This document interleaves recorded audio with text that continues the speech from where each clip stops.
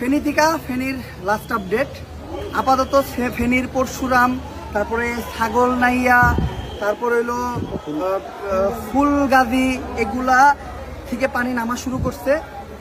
আপাতত সারাদিন রেস্কিউ চলছে, এখন পর্যন্ত পানি নামতে আছে। এদিক দিয়েও পানি অনেকটা কমে গেছে, পানির লেয়ার দেখে বোঝা যাইতেছে। সকালবেলা পানি যে জায়গায় ছিল এখন ওই জায়গার থেকে অনেকটাই নিচে। আমরা আশা করতেছি আগামীকালকের ভিতর পানি এইখান থেকে নাইমা অন্যদিকে চলে যাবো, বাট এইখান থেকে যখন পানি নামতেছে যেদিক দিয়ে নামতেছে ওই সব দিক তলায় যেতেছে। তো আমাদের উচিত এখন ওদিকে মুভ করা।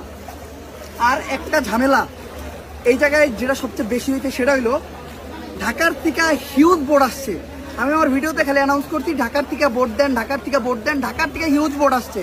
বাট বোটের ভিতর কাহিনীগুলা কিনতে জানেন, ঢাকার থেকে বোট নিয়ে আসছে 10 জন 12 জন স্বেচ্ছাসেবক।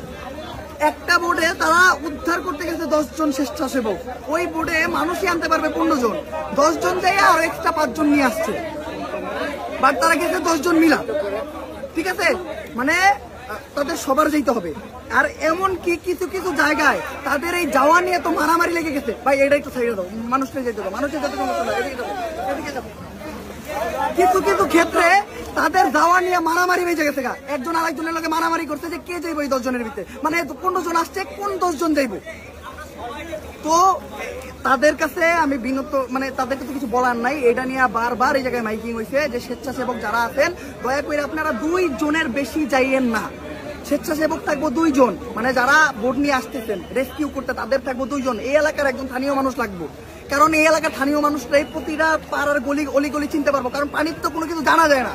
তাদের ভিতর একজন আর আরেকজন থাকবো মাঝি, মোটমাট 4 জন যাইবো। 15 জনও যদি একটা বোট ক্ষমতা রাখে একজন, তাও আরো 11 জন উদ্ধার করতে পারবো। কিন্তু আমরা যদি 10 জনই যাই রেস্কিউ করতে, ওই জায়গার একটা বোটের ক্ষমতা হলো 15 জন, 5 জন যদি উঠে নিয়ে আসি, তাইলে আমরা কিসের জন্য রেস্কিউ করতে আইছি? আমরা কি রেস্কিউ করতে আইছি নাকি দেখাইতে আইছি? আবার ফেসবুকে খুব সুন্দর সুন্দর ছবি আপলোড হইতেছে 10 জন মিলে এক বোটে রেস্কিউ করতে যেতে, আমরা ছবি তুলতে আসি নাই। ফেসবুকে খুব সুন্দর সুন্দর ভিডিও, মানে মিউজিক লাগায়, ব্যাকগ্রাউন্ডে মিউজিক লাগায় ভিডিও আপলোড হইতেছে আমরা রেস্কিউ করতে যেতেছি। কিন্তু ওই নৌকায় 10 জন খালি স্বেচ্ছাসেবক, মানে ঢাকার থেকে যারা আসছে, শুধুমাত্র ঢাকা না, ঢাকার বাইরের থেকে যারা আসছে, সব জায়গার ঘটনা এমন, সব জায়গার ঘটনা এমন। আর ফেনীর লোকাল মানুষ খুবই সাপোর্ট দিছে। ফেনীর লোকাল মানুষ সকাল থেকে এই জায়গায় আমাদের সাপোর্ট দিতেছে। এমনকি আমাদের ঢাকার থেকে আইসা এই জায়গায়, মানে আমরা যারা বোটের সাথে যাই নাই, সকাল থেকে খাটতেছে, একটা মানুষ খায় না এই পর্যন্ত। শুধু পানি ব্যতীত মানে কি খাবার কি আছে এটা আমরা জানি না। বাট সবচেয়ে মানে খারাপ লাগার জিনিস, অনেক মানুষ রেস্কিউ করা যেত, অনেক মানুষ, মানে যা রেস্কিউ করছি না তার থেকে 3 গুণ বেশি মানুষ রেস্কিউ করা যেত যদি স্বেচ্ছাসেবকরা এই কাহিনীগুলো না করতো, যদি স্বেচ্ছাসেবক গুলো এই কাহিনী না করতো। ওনাদের এই কাহিনীতে আমার মনে হয় যতজন আছে সবাই বিরক্ত, সবাই বিরক্ত। বোর্ডের ভিতরে বিরিয়ানি, আমি নিজে বিরক্ত ভাই, আমি নিজে বিরক্ত। আমাদের একটা বোর্ড গেছে, আমাদের বোর্ডের সাথে বলছি যে আমাদের যদি মানুষ না যায় যাইবো না, দরকার বলে এই এলাকার একজন লোকাল মানুষ দাও, 10 জন মানুষ আসুক। আর ওনাদের না করলে ওনারা কয় আমরা ভোট ঘুরে নিয়ে ঢাকা যাবো, ওনাদের না করলে ওনারা কয় ভোট ঘুরে নিয়ে ঢাকা যাবো। তাইলে এই পর্যন্ত আইলেন কে?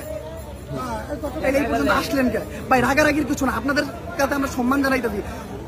বেশিরভাগ দেখেন যদি আমরা একটু ঘাটা দিই না, এই জায়গায় উদ্ধার কর্মীর চেয়ে ত্রাণ বিতরণকারী বেশি। ঘটনা হয়েছে কি, আমরা যে যার মতো উৎসাহিত এই জায়গায় চলে আসছি।